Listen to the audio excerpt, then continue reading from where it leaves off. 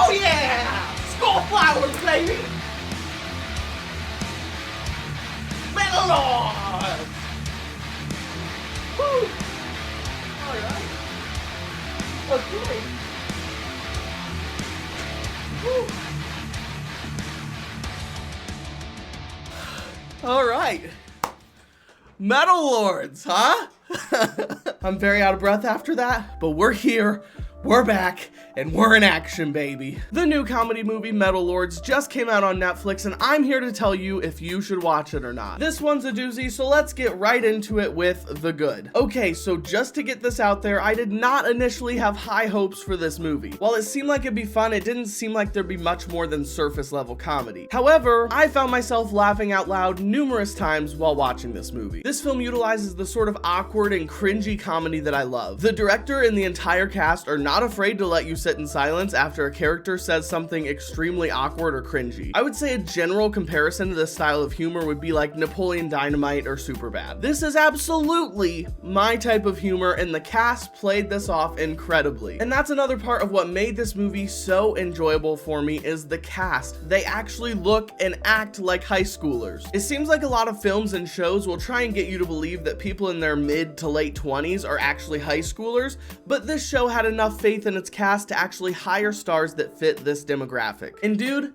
they freaking killed it. The leading cast here is comprised of its star Jaeden Martell, Isis Hainsworth, known from the movie Emma, and Adrian Greensmith, known from literally nothing. This is actually the first movie or TV show or anything this guy has ever been in, and honestly, he kinda stole the show. Honestly, I think a huge part of why I loved him in this role so much is because he actually reminds me a lot of Daniel Thrasher on YouTube. I know I have something original inside of me, okay? I can feel it. But it wasn't just him. Every lead in this movie did a great job of bringing their character to life and really pulled me into this story. And something else that really helped pull me into this movie was the music. It was fun to see how our main character goes from understanding nothing about heavy metal to falling in love with it while learning to play it. And while there's not a ton of time dedicated to the actual music, when there is music included, it all sounded really good, looked really good as far as cinematography goes, and just added to the overall fun of this film. And you know what else would be fun? Hitting that like button for the YouTube algorithm. Thank you very much. I also thought that this movie had one of the better flowing plots out of the other Netflix films, because something I've noticed about Netflix specifically is that in most comedy movies they help produce, the beginning is always really funny,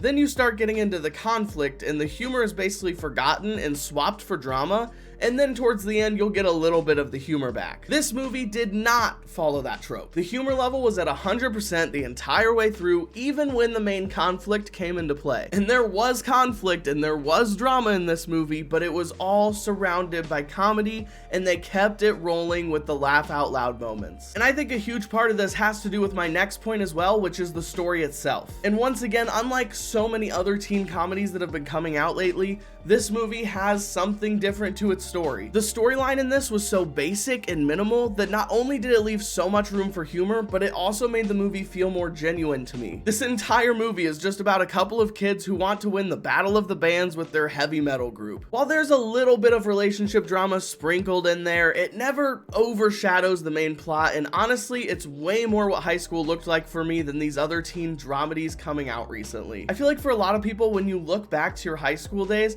it was like the stupidest little things that we thought were important, and that's exactly what this movie conveys. It's just a fun, laid-back story that I think a lot of people will have a good time with. But with that, let's move on to the mixed. And while I do really appreciate the story here, it doesn't really bring anything new to the table. While I don't necessarily think it was trying to anyway, it's worth being noted that this movie isn't anything revolutionary, it's not going to start a new trend of how movies are done, and it's probably not going to be winning any awards next year either. It's a very basic story, so if you're looking for something that's a bit deeper or makes you turn on even one brain cell, maybe this isn't the movie for you. But that's all I have for the mix, so let's move on to the bad. And this one shouldn't be too much of a shock, but there's definitely some moments in the script that miss the mark. Whether it's because a scene is just unintentionally written awkwardly, or because something just doesn't seem to really fit with the main storyline, there's a few eye roll moments in here. Now, there's a few moments where they want you to feel awkward or they want you to roll their eyes, but there's also some moments where it's definitely not intentional. Like, there's a few times where you can tell the writers thought something was funny or maybe it would add to the story in some way, but it just doesn't at all. Luckily, these moments are pretty few and far between, so it was easy to overlook for me. So with that, let's move on to my final thoughts. If you enjoy awkward, goofy, turn your brain off type of movies, then this is definitely one you should check out. This teen comedy is lighthearted, fun, and it will probably make you laugh out loud throughout the runtime. There's also enough crossover between generations that I think this movie could very well be fun for people of all ages. Well, not like kids. Please,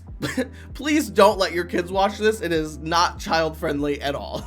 But besides children, I think there's a lot of people out there who would really enjoy this movie, and so for that, I'm going to give Metal Lords a rockin' grade A. This movie let me sit back, relax, and laugh for an hour and a half just as I had hoped it would. I even think that this movie could be one that I rewatch a couple times and still have a blast with. Heck, maybe I'd even catch a few jokes that I missed the first time, who knows? If you made it this far through, clearly you like movies, so please consider liking this video and subscribing, because I'm going to be reviewing all the streaming movies that you can imagine. That's all for this time, so I'll catch you in the next one.